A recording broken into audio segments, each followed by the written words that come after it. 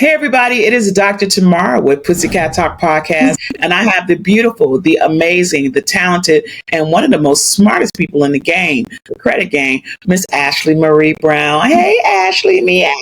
Hey, thank you for that lovely introduction. And first and foremost, I want to say thank you for allowing me and welcoming me to your awesome platform. So yes, like you said, my name is Ashley Marie Brown. I am your business funding coach. I also am an Airbnb host. I'm a Turo host. And so yeah, I do a little bit of everything, personal credit, business credit.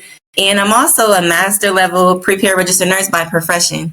So, yeah, so I have even right now, I'm currently I'm wearing so many different hats as of now, but I'm glad to be here and I'm glad to just share my story and tell you how I got to where I am today.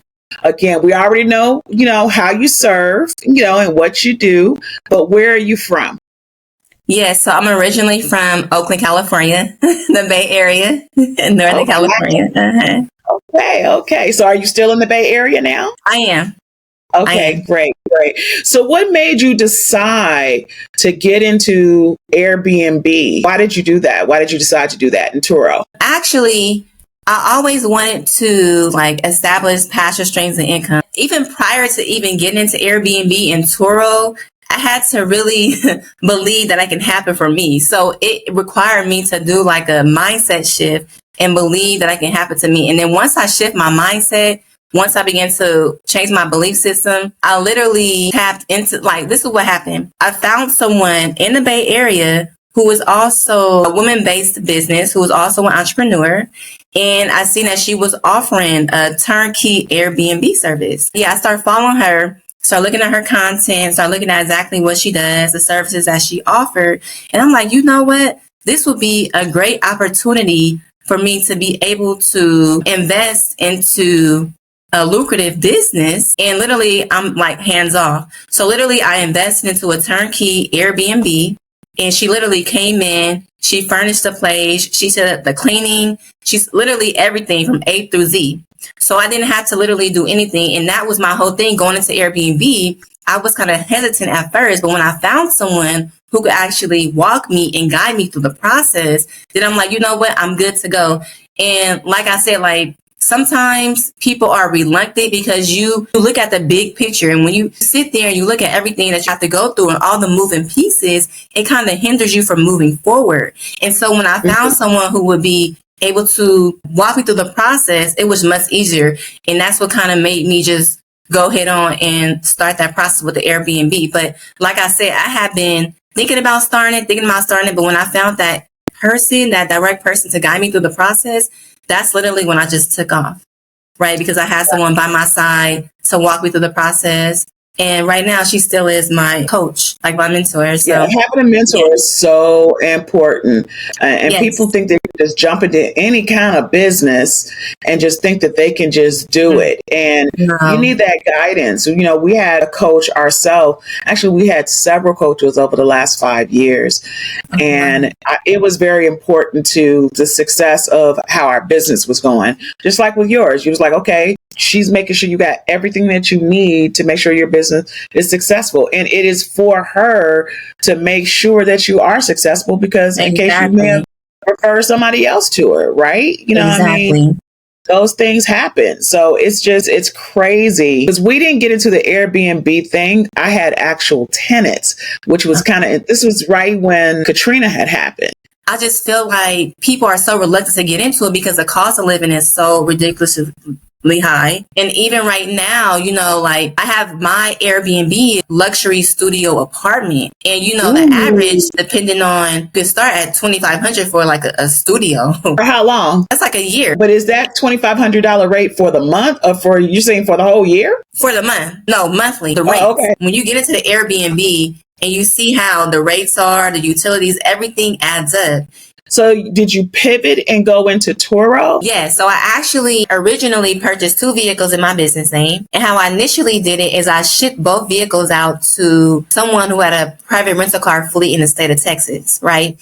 So, how many days would you say out of the month that your Turo is booked? Maybe about 20 days. Oh, yeah, wow. Yeah. That's what she said. Well, actually, she's renting hers for about $90 a day. Yeah, she's renting hers. That's really good. Yeah, it's $90 a day. She will do one or the other, the SUV or the car.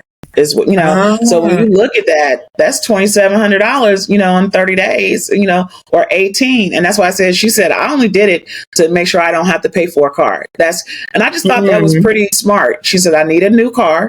She said, I need a car, period, but I want it to be new. I don't want to use. And I want it to cover itself. She said, I don't make any money. I'm fine with it. I just don't want to pay for it. Income streams with that business. So even if it comes to like listing your Airbnb on like Pure Space, and that's another thing too. It's like when you maximize like the Airbnb. I didn't even know about Google Travel, unless that's something when you go on and you just see all the bookings. But I didn't know that was part of the travel part. That's amazing. That's amazing. Yeah. So how's your love life? You doing all this stuff? So how's your love life? How you getting it in?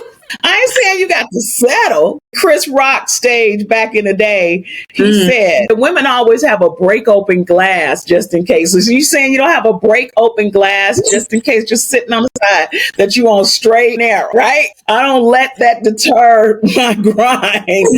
But you still got to release and repress at some point, right? Yes, yeah, you do. All that work and no play, sometimes when you're so focused, you forget, right?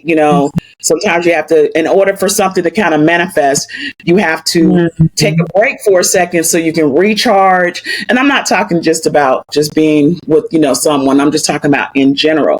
Like you said, you're going to, all fun and games, right? So I can take Kitty off. All right. All fun and games. All right. All fun and games. But at some point, what do you do for relaxation? Like you said you've been all gas, no breaks, right? Yeah. How are you taking care of yourself? What is your, rest and relaxation time? What exactly do you do for fun? I have a morning routine, which allows me to stay like grounded. And I kind of consider like self-care. So prior to my kids, maybe like an hour and a half to 2 hours up early, I pray, I do my positive affirmations, some type of physical fitness, and then I'm reading something, right? And that's just to help me stay grounded and set the tone of my day.